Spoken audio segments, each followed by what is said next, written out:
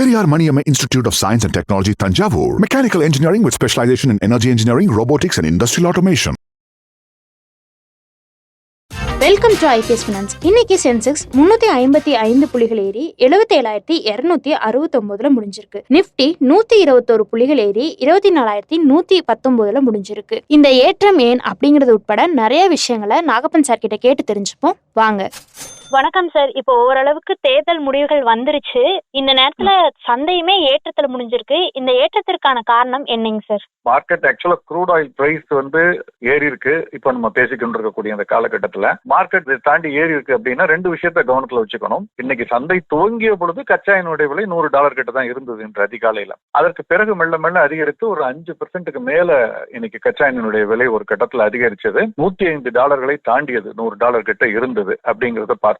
Friend குரூடும் அதே மாதிரி $111 $112 தொட்டது. நேச்சுரல் கேசோலின் ஹீட்டிங் ஆயில் எல்லாம் ஏறியது. பட் இந்த ஏற்றம் பெரும்பாலும் மதியத்திற்கு பின்னர் தான். அதனாலதான் பாத்தீங்கன்னா துவக்கத்துல புல்லிஷா இருந்த போதிலும் மதியத்திற்கு பின்னர் பாத்தீங்கன்னா சென்செக்ஸ் ஒரு கட்டத்துல இன்னைக்கு இருந்த உச்சம், இன்னைக்கு தொட்ட உச்சம் பாத்தீங்கன்னா கிட்டத்தட்ட 77,875 கிட்ட போனது.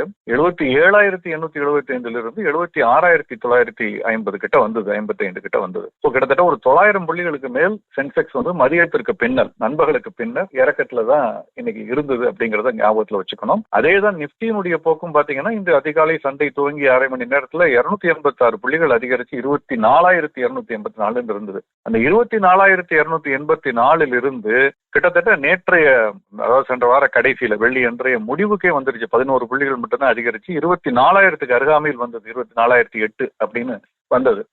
சோ என்ன காரணம்னா கச்சா எண்ணெயுடைய விலை அதிகரிச்சதுதான் இறங்கியதற்கு காரணம். சரி, காலையில ஏன் ஏற்றத்தோடு துவங்கியதுக்குன்னா நீங்க சொன்ன மாதிரி அரசியல் காரணங்கள் இருக்கலாம். அது மத்தியில் ஆட்சியில் இருக்கக்கூடிய அந்த கட்சியினுடைய இது அசாம், வெஸ்ட் பெங்கால் இந்த மாதிரி சில மாநிலங்கள்ல வந்திருக்கு அப்படிங்கிறது சந்தையில ஒரு ஆதரவாக பார்க்கப்படக்கூடிய ஒரு விஷயம் பொதுவாக. ஆனால் என்னை பொறுத்த வரைக்கும் நான் என்ன தனிப்பட்ட முறையில் நினைக்கிறேன்னா நம்ம இதை பிரித்து பார்க்கணும்னு நினைக்கிறேன். இந்த மாதிரி அரசியல் காரணங்களால் மட்டும் வந்திருந்தது அப்படிங்கிற சந்தையினுடைய ஏற்றம் காலையில இருந்தது அப்படின்னா அது ஒரு தற்காலிகமானதாக தான் இருக்கும். ஏன்னா அரசு ஒரு ஆபத்தான சூழல்ல ஒண்ணு இப்ப அங்க இல்ல.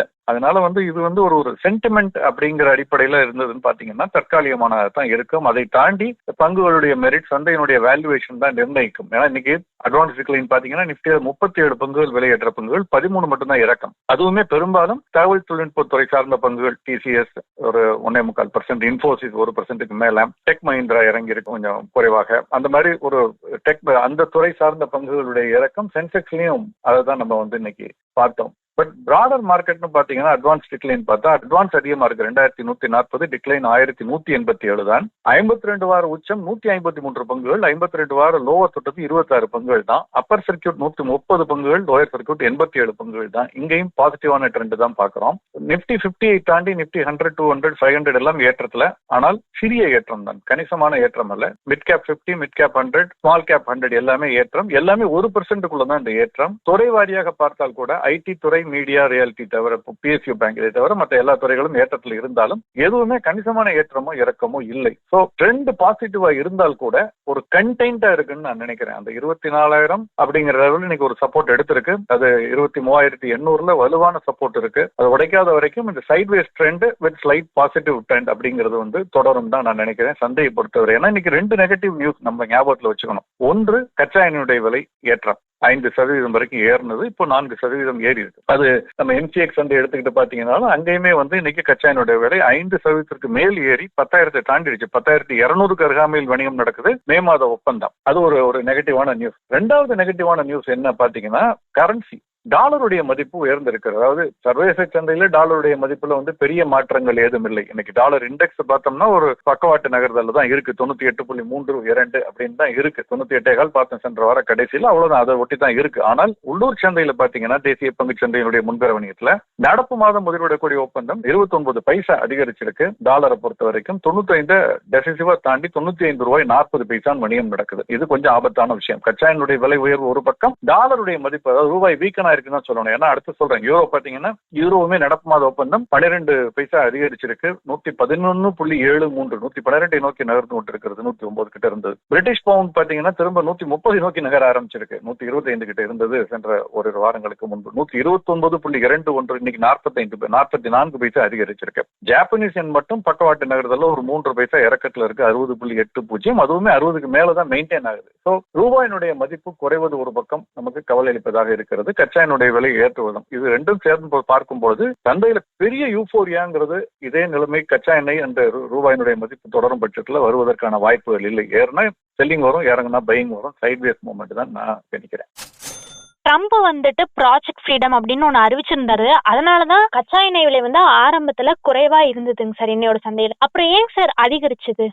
அவருடைய பேச்சை எந்த அளவுக்கு நீங்க எடுத்துக்கலாங்கிறது எல்லாருக்குமே தெரியும். அதனால அதனுடைய கிரெடிபிலிட்டி இதெல்லாம் ஒரு கொஸ்டின்ஸ் இருக்கு. அதனால அதை வந்து பெருசா சந்தை எடுத்துக்கல அப்படிங்கறத தான் அது வந்து காட்டுகிறதா தான் நான் பாக்குறேனே தவிர, அதை தாண்டி இதற்கு வந்து ரொம்ப பெரிய அளவுல வந்து அதை உடனடியாக நம்பி அந்த நம்பிக்கையின் அடிப்படையில வந்து சந்தையில வந்து ஒரு பெரிய மாற்றம் ஏற்படுமானா ஐ டோன்ட் திங்க்.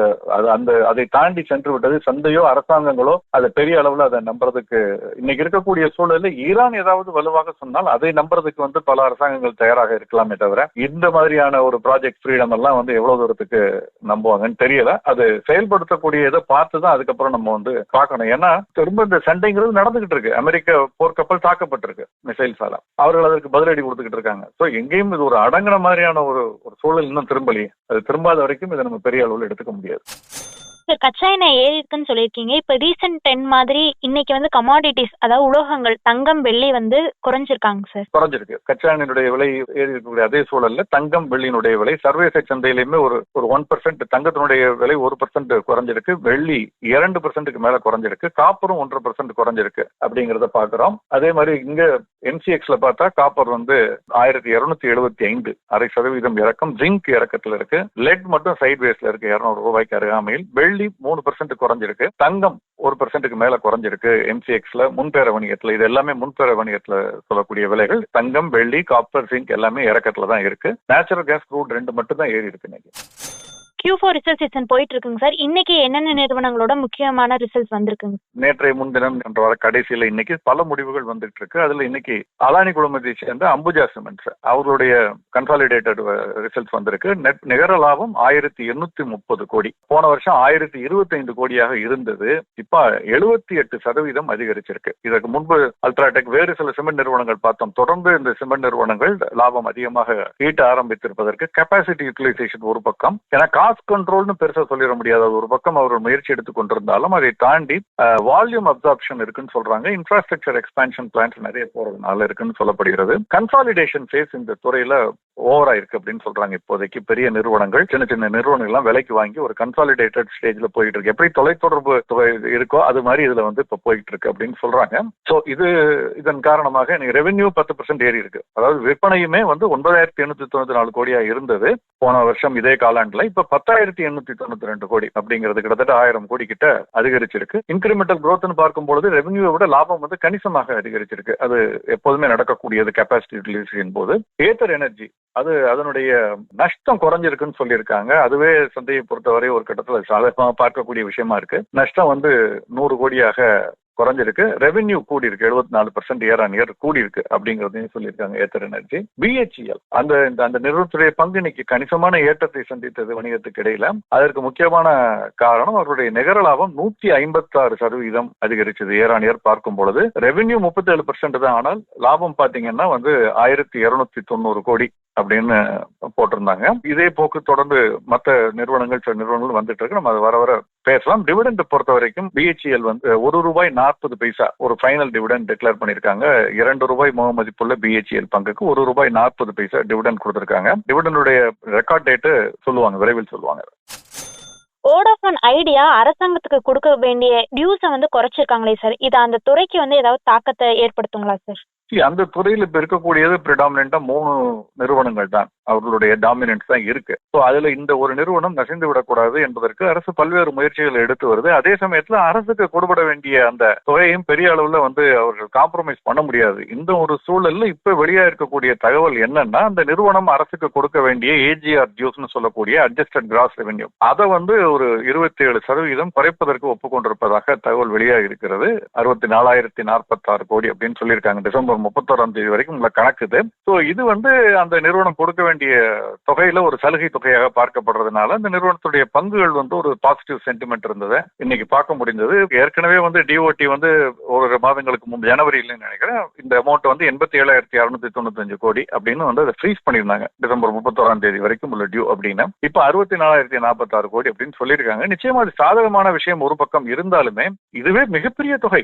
இந்த தொகையை அந்த நிறுவனம் லாபத்தில் செயல்பட்டு ஈட்டி அந்த கடனை அதை கடந்தா அதை எப்படி அடைப்பார்கள் அப்படிங்கறது நமக்கு தெரியல. அதனால ஒரு பக்கம் இது இருந்த மோசமான சூழலில் இருந்து இது கொஞ்சம் சாதகமாக இருந்தாலும் இது முழுக்க முழுக்க ரொம்ப சாதகமான செய்தின்னு சொல்ல முடியாது. ஸோ ஆனால் இந்த துறையை பொறுத்தவரை 2 நிறுவனங்கள்னு வந்துட்டா ரொம்ப கஷ்டம். அந்த டியோபோலி வந்துடக்கூடாதுங்கிறதுல அரசு உறுதியாக இருப்பதாக தெரிகிறது. அதனாலதான் தொடர்ந்து இந்த நிறுவனத்திற்கு இது ஒரு கட்டத்துல முழுக்க முழுக்க தனியார் நிறுவனமாக இருந்தாலுமே அரசு பல விதங்கள்ல இதற்கு இப்ப ஈடுபாட்டோடு செயல்பட்டு வருவதை பார்க்க முடிகிறது. போக போக எப்படி இருக்கு அது நிச்சயமா இந்த துறையை பொறுத்தவரை இது நல்லது. பட் இந்த நிறுவனத்திற்கு அது எவ்வளவு தூரம் நல்லது கெட்டதுங்கிறது நம்ம சொல்ல முடியாது இப்போதைக்கு. சந்தையை பத்தின நிறைய விஷயங்களை எனக்கு ஷேர் பண்ணிருக்கீங்க சார். சந்திப்போம் சார். நன்றி சார்.